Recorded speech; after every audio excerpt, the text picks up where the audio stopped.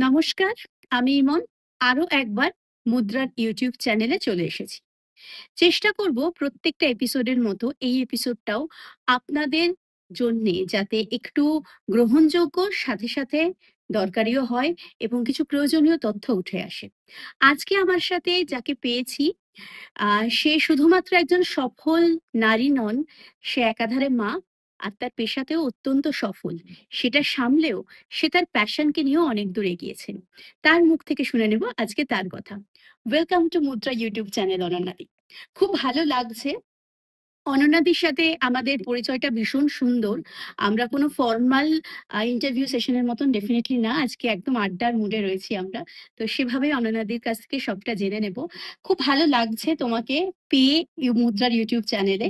আমাদের খুব ছোট্ট করে আগে বলো যে তোমার নিজের ব্যাকগ্রাউন্ড কিরম, পড়াশোনা কি করছো এবং এখন কি নিয়ে এগোচ্ছো? আচ্ছা। আমাকে তোমরা মুদ্রাতে এনেছো সেটার জন্য আমারও খুব ভালো লাগছে। আ আমি আ পেশাগতভাবে একজন চার্টার্ড অ্যাকাউন্ট্যান্ট। আ এবং তার সঙ্গে আ আমি অন্যান্য ক্রিয়েটিভ কাজ করে থাকি। যেমন লেখালেখি করি। আমার ৯ টা পাবলিশড বই আছে বাংলা ইংরেজি মিলিয়ে। আর তাছাড়াও আমি বিভিন্ন স্ক্রিপ্ট লিখি, আ শোজ এর জন্য শর্ট ফিল্ম করি। আ আমার নিজস্ব পডকাস্ট চ্যানেলস আছে। আমি নাইরোবিতে থাকি। সেখানে আমার পডকাস্ট চ্যানেল আছে। আমি বিজনেস পডকাস্ট করি মেইনলি। আম এরকম বিভিন্ন কাজ নিয়ে থাকি আরকি। তো প্রফেশনালি সেখানে আমার একটা কোম্পানি আছে। আমি সেখানে কনসালটেন্সি জব করি। প্লাস আমার একটা স্টার্টআপ প্ল্যাটফর্ম আছে। তার নাম স্টার্টআপ সুজা। সেখানের থ্রুতে আ আমরা স্টার্টআপ এন্টারপ্রেনিউরদের হোলিস্টিক সলিউশন দেওয়ার চেষ্টা করি। রাইট ফ্রম মেন্টরিং টু আম ইনভেস্টরদের সঙ্গে যোগাযোগ করিয়ে দেওয়া এবং ফান্ড ডিসবার্সমেন্ট কিভাবে হবে সে ব্যাপারে অ্যাডভাইস করা। তো একটা হোলিস্টিক সলিউশন দেওয়া হয় স্টার্টআপ এন্টারপ্রেনিউরস দের। এইটা মোটামুটি নাটশেলে আরকি। বাহ! এটা আমার আ এই প্রফেশন এবং আ প্যাশন প্যারালালি দুটোই আমার জীবনে চলে এবং কিভাবে এটা শুরু এবং কিভাবে এটা আজও প্যারালালি চলছে সেটা বলতে গেলে বোধহয় ছোটবেলায় ফেরত যেতে হবে। যখন খুব ছোট ছিলাম তখন থেকেই আমি ভীষণ বই পড়তে ভালোবাসি। আ একেবারে বইয়ের পোকা যাকে বলে। আ এবং এট দ্য সেম টাইম আমার ছোটবেলা থেকেই ভীষণ টাকা-পয়সা, ফিন্যান্স এই ব্যাপারটা আমাকে ভীষণ অ্যাট্রাক্ট করত। অত ছোটবেলায় বুঝতাম না যে আমি যে জিনিসগুলো নিয়ে চিন্তাভাবনা করছি সেটা অ্যাকচুয়ালি ফিন্যান্স বা কমার্স রিলেটেড। যেমন হয়তো একটা রিক্সা করে যাচ্ছি, যেতে, যেতে ভাবছি যে রিক্শাওয়ালা আমাদের কাছ থেকে এখন কত টাকা ভাড়া পাবে? আচ্ছা ৳২ কি ৳৩ যাই পাবে। সারাদিনে সে কত টাকা রোজগার করে? তার কিরকম মাসে খরচ হয়? অত ছোটবেলাতে যখন আমার হয়তো ৮-১০ বছর বয়স তখনও এই চিন্তাগুলো আমার মাথায় ঘুরত। তো সেইজন্য যখন ক্লাস 9 এ উঠলাম তখন আমার জন্য ন্যাচারাল চয়েস এটাই হলো যে আমি কমার্স নিয়ে পড়াশোনা করব। এবার ছোটবেলা থেকে যেমন বই পড়তে ভালোবাসি, তেমনি লেখালেখির প্রতি একটা আগ্রহ আমার নিজের থেকেই তৈরি হয়েছিল। তখন আমি নিজের একটা খাতার মধ্যে, নিজের বাড়ির একটা খাতার মধ্যে লুকিয়ে, লুকিয়ে লিখতাম। কবিতা লিখতাম, ছোট, ছোট গল্পও লিখতাম। আমার বয়স অনুযায়ী লিখতাম। তারপর আস্তে, আস্তে সেগুলো আমার বন্ধুরাও মাঝে, মাঝে পড়তে শুরু করলো এবং দেখলাম যে সকলের খুব ভালো লাগছে। তো এইভাবে আ পড়াশোনার সাথে, সাথে এই লেখা জিনিসটাও আমার চলছিল। তারপরে যেটা হলো যে উচ্চ মাধ্যমিক অবধি আ পড়াশোনার সঙ্গে মাঝে, মাঝে একটু কবিতা লেখা এগুলো চলতো। গল্প লেখাটা তখন আর হতো না একটু বড় হয়ে যাওয়ার পরে সময়ের অভাবে। কবিতা-টবিতা লিখতাম। কিন্তু কলেজে যেতে, যেতে যেটা হলো পড়াশোনার চাপ খুব বেড়ে গেল। আমি গোয়েঙ্কা কলেজ অফ কমার্স এ পড়তাম। সবাই জানেন ওটা খুব নামকরা কলেজ। আমাদের সময় ভর্তি হওয়া খুব কঠিন ছিল।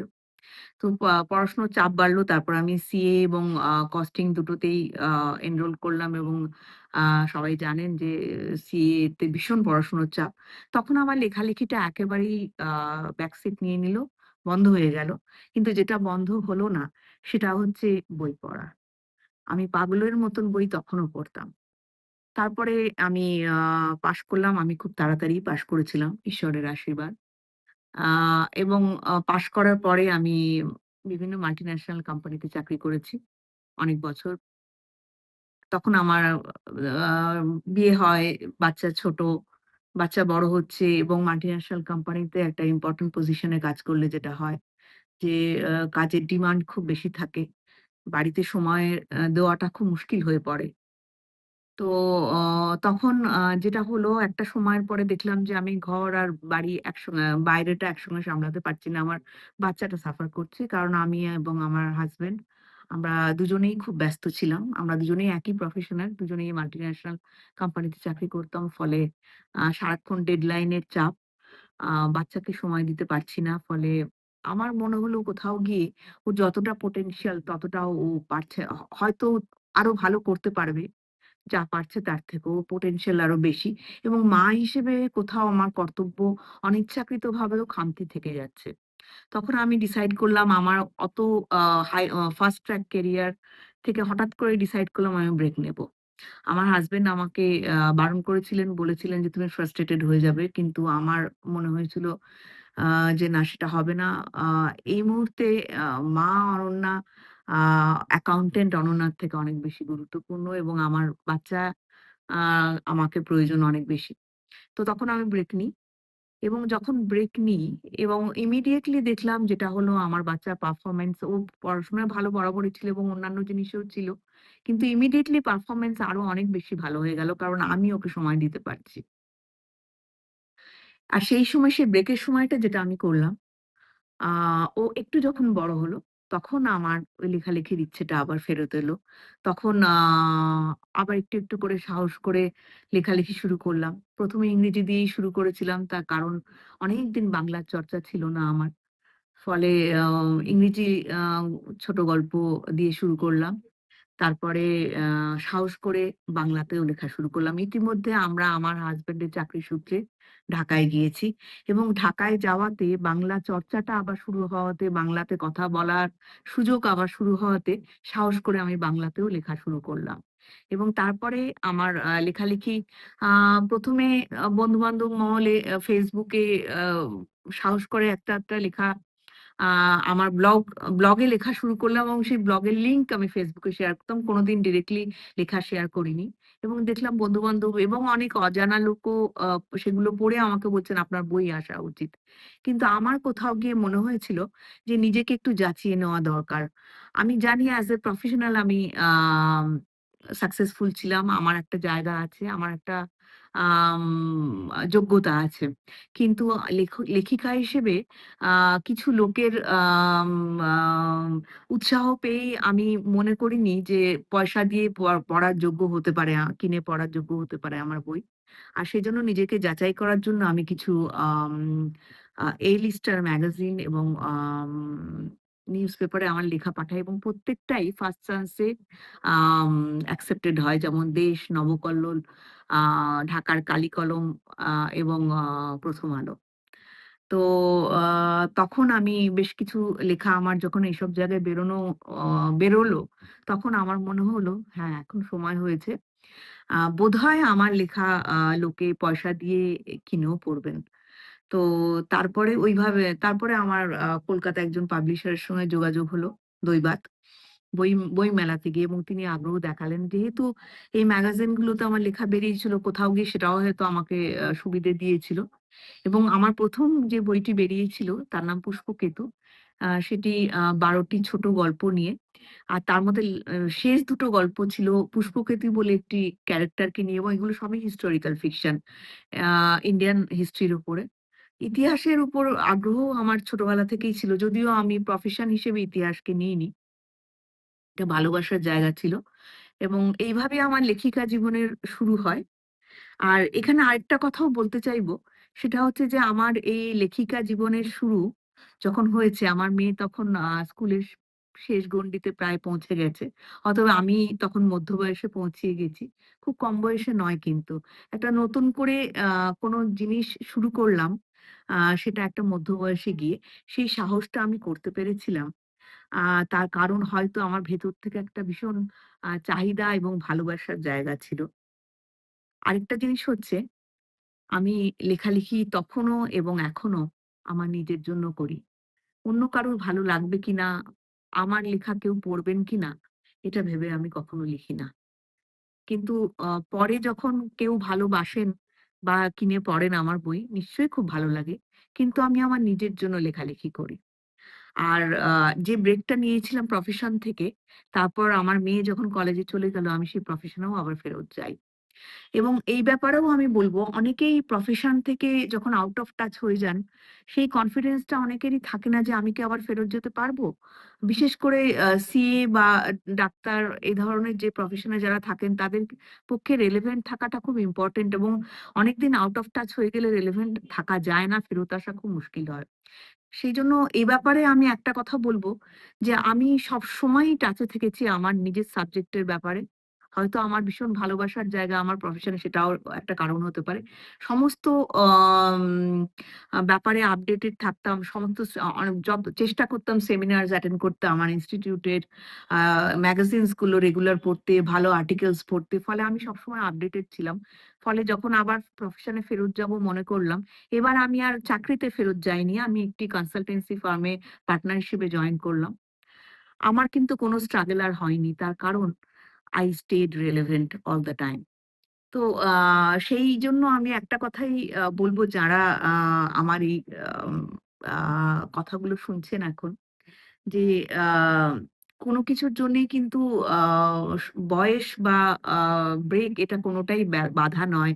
আমরা যদি মন থেকে মনে করি যে কোনো জিনিস আবার শুরু করব বা নতুন করে কিছু শুরু করব, যেকোনো বয়সে যেকোনো সময়ে সেটা করা যেতে পারে। শুধু সঠিক ইচ্ছেটি দিদি দরকার। থেকে দিদি ধন্যবাদ। প্রথমেই একটা কোয়েশ্চেন করি এই যে তুমি একজন সফল চার্টার্ড অ্যাকাউন্টেন্ট। সিএ ব্যাপারটার সাথে আমাদের একটা আলাদা ড্রিম জড়িয়ে আছে এবং বাবা-মারা মনে করেন অধিকাংশ সিএ, ডাক্তার, ইঞ্জিনিয়ার এ বাদে খুব বেশি পেশায় বোধহয় সফল হওয়া যায় না। তো আমাদের তোমার কাছে কোয়েশ্চেন ক্লাস 10 বা ক্লাস 12 এর পর ঠিক কারা এই প্রফেশনে যাবে বা যেতে গেলে কিরকম গ্রাউন্ড ওয়ার্ক, হোমওয়ার্ক দরকার? আর আগামী দিনে কি ধরনের অপরচুনিটিস ও তাদের জন্য আছে? প্রথমত আমি বলব যে আ কোনো প্রফেশনে যাওয়ার আগে যে ডিসিশনটা, সেটা কিন্তু বাবা-মার একচেটিয়া ডিসিশন হওয়া উচিত না। প্রাইমা ফেসিলি যে পড়বে, যে ছাত্র বা ছাত্রী, তার সেই আ বিষয়গুলিতে ইন্টারেস্ট আছে কিনা সেটা দেখা দরকার এবং প্রাইমারি ডিসিশনটা তাদেরকেই নিতে দেওয়া যাক না।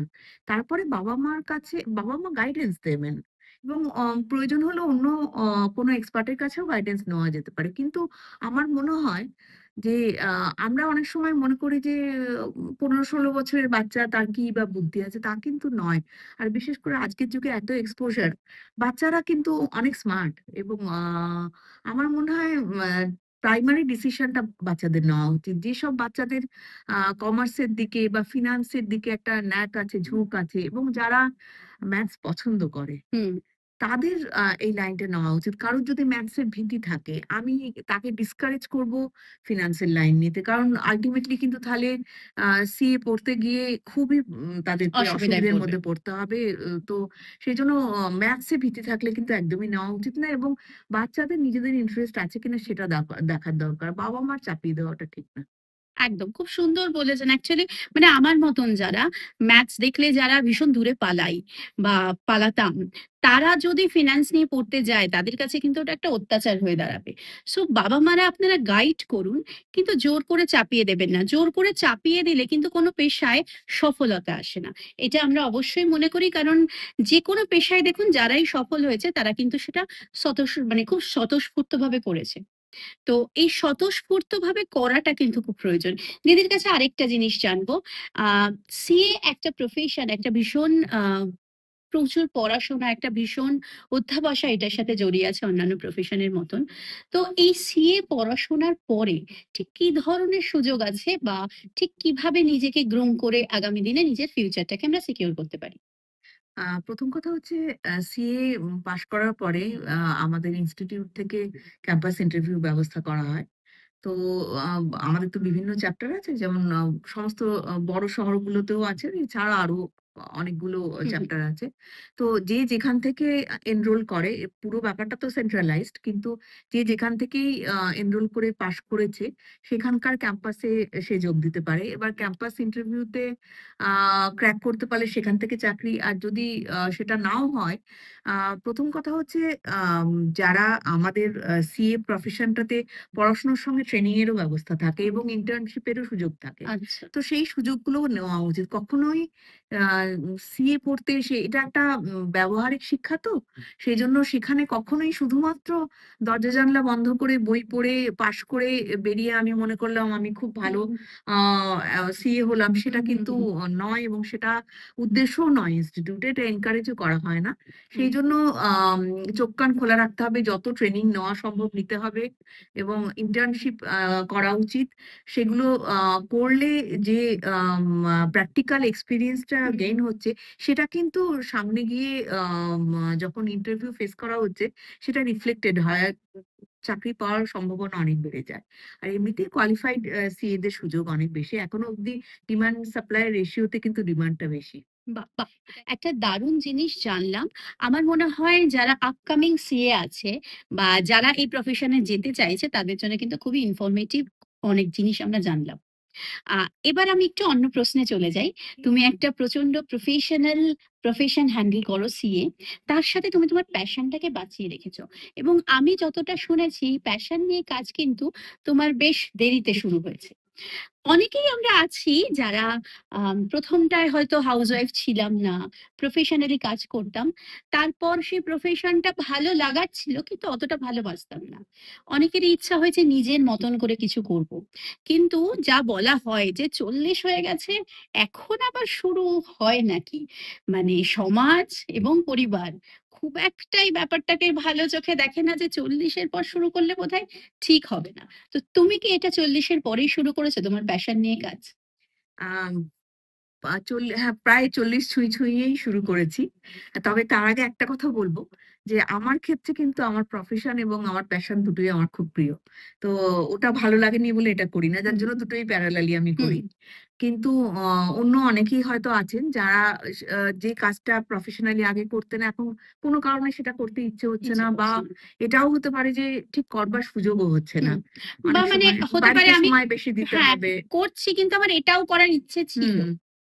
তো সেক্ষেত্রে আ আমি মনে করি বয়সটা কোনো বাধাই নয়। আমিও মধ্য বয়সেই শুরু করেছি। তো আমার মনে হয় ভেতরে যদি ভালোবাসা থাকে এবং ইচ্ছেটা ততখানি থাকে, বয়সটা কোনোই বাধা না। যেকোনো বয়সে শুরু করা যায়। আমার তো মনে হয় ৬০ বয়সে শুরু করাতেও কোনো অসুবিধে নেই। যেকোনো বয়সে শুরু করা যায়। তবে এখানেও একটা কথা বলব যে, আ ভালোবেসে যে কাজটা করা হয় না, সেটা নিজের জন্য ১ম এ করা উচিত। একদম ঠিক।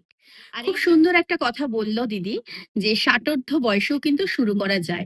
বয়সটা কোনো বাধাই নয়। এবার একটু আসি এই যে যারা নিজের কাজ সামলে বা এতদিন কাজ করতো না গৃহবধূ বা গৃহবধূ নয় নিজেই শুরু করতে চায় হয়তো ৩০ এর পর কি ৪০ এ এসে তারা ভাবে যে আমাকে যদি এন্টারপ্রেনার হতে হয় নিশ্চয়ই প্রচুর ইনভেস্ট করতে হবে। বা বাড়ি থেকেও অনেক সময় বলা হয় যে ওইগুলো তো একটু পয়সা যাদের হাতে আছে তারা করতে পারবে। আমি পার্টিকুলার এই ওয়ার্ডটায় জোর দিলাম। কারণ আমি এরকম অনেক ধরনের কথা শুনেছি। আশেপাশে আমার অনেক বন্ধুদের কাছ থেকে এবং অনেকের কাছ থেকে এই ধরনের কথা শুনেছি যে বিজনেস শুরু করতে গেলে বা নিজের কিছু স্টার্টআপ শুরু করতে গেলে ওগুলো অনেক পয়সার ব্যাপার। অথবা পয়সা ঢালার পর সেই পয়সাটা যদি সবটাই নষ্ট হয়ে যায় মধ্যবিত্ত পরিবার কি করবে? দিদি তুমি তোমার ব্যাকগ্রাউন্ডটা বলো। তুমি ঠিক কতটা ইনভেস্ট করে শুরু করেছো বা তোমার কি মনে হয় যে মধ্যবিত্ত একটা মেয়ের পক্ষে বা একটা ছেলের পক্ষে প্রচুর ইনভেস্ট না করেও কি কিছু শুরু করা সম্ভব?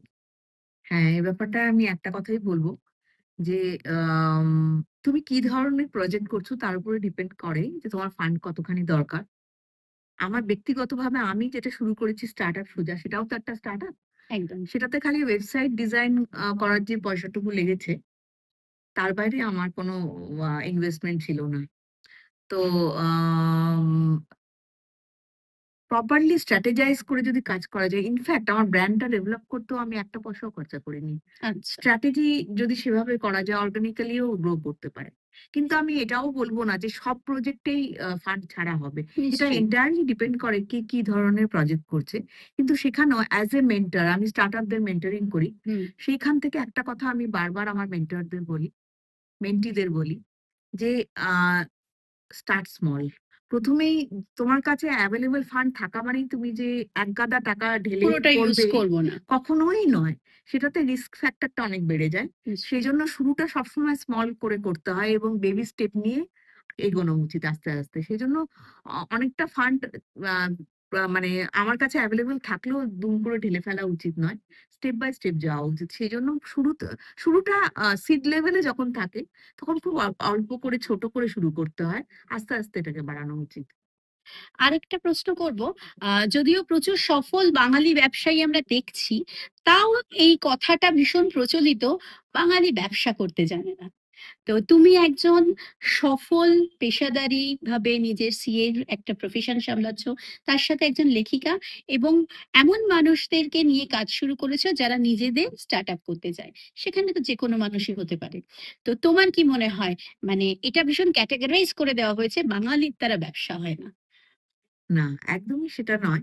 আমি নাইরোবিতে থাকি সেখানে আমার বেশিরভাগ ক্যান্ডিডেটস যারা আসে তারা তো আফ্রিকান। বাঙালিদের ব্যবসা হয় না যদি বলা হয়, ওখানে আ আমাদের ওখানে প্রচুর ইন্ডিয়ানসও আছে। কেনিয়ান ইন্ডিয়ান বলা হয়। তারা মানে খুব অ্যাস্টিউট বিজনেসম্যান মোস্টলি গুজরাটি। তো তাদের মধ্যে একটা জেনারেল ধারণা আছে। ইভেন আফ্রিকানরা নিজেরাও মনে করে যে অনেকেই যে আম এই টাকা-পয়সার ব্যাপারটা আ ইন্ডিয়ানরা যতটা বোঝে, ততটা আফ্রিকানরা বোঝে না। এই ধারণাটা একটা আছে। কিন্তু এইগুলো অ এই ধরনের জেনারেল স্টেটমেন্ট কখনোই করা উচিত না, কারোর জন্যই নয়। আ সেজন্যই আমি বলব যে আমার অনেক আফ্রিকান মেন্টি যারা আছে তারাও অসম্ভব শার্প, তারা অনেক সাকসেসফুলি ব্যবসা করছে। একটু গাইডেন্স পেলে তারা অনেক দূর অব্দি যেতে পারে। তেমনি তারা যদি পারে, বাঙালিরা কেন পারবে না? বাঙালিরাও তো অত্যন্ত আম সবচেয়ে বড় কথা হচ্ছে আ বাঙালিদের বিদ্যা বুদ্ধি আছে। রিসোর্সফুল। তো এই দুটো জিনিস যাদের আছে তাদের কাছে ভালো আইডিয়াস ও থাকবে। একদম। অ অল ইউ নিড ইস সেটাকে একটু ভালো করে পলিশ করা এবং যাচিয়ে নেওয়া। এটা যাচ্ছি। ভীষণ দরকার। মানে আ ব্যবসা কিন্তু ইমোশনাল হয়ে গিয়ে করলে চলে না। একদম। সেখানে ভীষণ রুথলেসলি নিজের আইডিয়াটাকে যাচাই করে নেওয়াটা জরুরি এবং প্রয়োজনে কারোর কাছ থেকে একটুখানি গাইডেন্স নেওয়া। হুম, সেটাও খুব দরকার। এটা করতে পারলে বাঙালি অবাঙালি বলে কোনো ব্যাপার হুম, নেই যে হুম। অমুকে ব্যবসা পারে, অমুকে পারে না। এরকমভাবে ক্যাটেগরাইজ করাটাকে আমি একদম বিশ্বাস করি না। বাহ! মানে একজন সফল মানুষের মুখ থেকে শুনলে আমরা অনেক কিছুই ইন্সপিরেশন পাই। আবার সেটা নিজেদের কাজের ক্ষেত্রে ভুলে যাই। শেষ করার আগে দিদির কাছে খুব ছোট্ট করে একটা জিনিস জিজ্ঞেস করে নেব। নিজের প্রফেশন হোক, প্রফেশনালি আমি চাকরি করতে চাই বা আমি ব্যবসা করতে চাই। আপকামিং যারা আছে, যারা আমাদের ফিউচার জেনারেশন, তাদের উদ্দেশ্যে কি বলবে? মানে সফলতার আমরা সবাই জানি সফলতার কোনো শর্টকাট হয় না। আমরা শুনি, বলি। কিন্তু কি ধরনের হোমওয়ার্ক, কি ধরনের গ্রাউন্ড ওয়ার্ক, কি ধরনের প্রিপারেশন তার মেন্টাল, ফিজিক্যাল এবং এডুকেশনাল প্রয়োজন, যাতে সে সঠিকভাবে আগে তো নিজেকে গাইড করব, তারপরে তো আমি বেছে নেব। তো কিভাবে আমি নিজেকে গাইড করব? ১ম কথা আমি বলব যে আম একটা বেসিক এডুকেশন থাকা ভালো। যে যদি আমি ব্যবসা করব এটা আমার মানসিকতাও থাকে। তবুও আমি বলব যে একটা যতটা সাধ্যের মধ্যে একটা বেসিক এডুকেশন থাকলে যেটা হয়, মানুষের পক্ষে আ জ্ঞান আহরণ করাটা সহজ হয়। তো একদম, এটা একটা ট্রেনিং তো বেসিক ট্রেনিং একদম। সেটা হেল্প করে মানুষকে। আর ২য় হচ্ছে তারপরে যেটা বলব যে আমি ব্যবসা করতে চাই। এটা যখন আমার মানসিক অবস্থা, চোখ কান খোলা রাখা উচিত। মনের দরজা জানালাগুলোকে খুলে রাখা উচিত। তাহলে আমার চারপাশে কি ঘটছে আ এগুলো সম্পর্কে আমি যত ওয়াকিবহাল হব, তত আমার কাছে ইউনিক বিজনেস আইডিয়া আসার সম্ভাবনাটা বেড়ে যাবে। তারপরে হচ্ছে আমি একটা বিজনেস আইডিয়া আমার মাথায় এলো এবং আমার মনে হচ্ছে যে এটা হয়তো আমি ওয়ার্ক করাতে পারবো। হুম, সেখানে অনেক রিসার্চ করতে হয়। যে একদম। জিনিসটাকে অ্যাকচুয়ালি এক্সিকিউট করার আগে do as much research as possible এবং আরেকটা হচ্ছে যে কোন মার্কেটটাকে আমি ধরবো। আমার যে প্রোডাক্ট বা সার্ভিস হুম, যেটাই আমি অফার করব, হুম, সেটার জন্য আমার টার্গেট কাস্টমার্স কারা? কোনটা আমার মার্কেট বেস? একদম। সেটা জানা খুব দরকার। No your customer. হুম, এবং আরেকটা জিনিস হচ্ছে যে সেই মার্কেটটাতে আমার কম্পিটিটরস কারা হতে পারে? কম্পিটিটরস দের জানাটাও ভীষণ জরুরি। সেটা একদম নিয়েও রিসার্চ নিশ্চয়ই, করাটা দরকার। নিশ্চয়ই। আ সেটা না জানলে আমি বুঝতেই পারব না যে আমি মার্কেটটা কিভাবে গ্র্যাব করতে চাইবো। আমি কিভাবে স্ট্র্যাটেজাইজ করব আমার প্রোডাক্ট বা সার্ভিসটা লঞ্চ করার জন্য। এই বেসিক জিনিসগুলো মাথায় রাখা দরকার। একদম। ভীষণ সুন্দর করে গুছিয়ে দিদি কথাগুলো বলল। মানে বেসিক্যালি এটা বুঝতে হবে অন্ধকারে তীর ছোড়া নয়। তোমরা যারা ক্লাস 10 বা 12 দিচ্ছ, তারা কোন দিকে এগোতে চাও বা যারা ধরো একটা প্রফেশনে এত বছর কাজ করেছো, নতুন করে নিজের কিছু স্টার্টআপ করতে চাও বা কোনোদিনও কাজ করোনি, নিজে স্টার্টআপ করতে চাও। এই প্রত্যেকেরই কিন্তু দরকার একটু হোমওয়ার্ক, একটু গ্রাউন্ড ওয়ার্ক এবং তার সাথে যেটা নিয়ে কাজ করবে, সেইটার উপর একটা থরো নলেজ। কোনো কিছুই কিন্তু পড়াশোনা বা রিসার্চ ছাড়া সফল করা যায় না। তো এটা মাথায় নিয়ে চলতে হবে। তাই কারুর কথায় কান না দিয়ে আগে নিজের গ্রাউন্ড ওয়ার্ক হোমওয়ার্কটাকে স্ট্রং করো। বাকি জিনিস নিশ্চয়ই হয়ে যাবে। দিদি অনেক ধন্যবাদ আজকে মুদ্রার ইউটিউব চ্যানেলে এতটা সময় দেওয়ার জন্য। আশা করি আমাদের দর্শক বন্ধুদের খুবই ভালো লেগেছে এই এপিসোডটা এবং অবশ্যই তোমাদের কারুর যদি কোনো প্রশ্ন থাকে সেটা আমাদের কমেন্ট বক্সে করলে আমরা দিদির কাছে নিশ্চয়ই সেটা তুলে ধরবো। Thank you.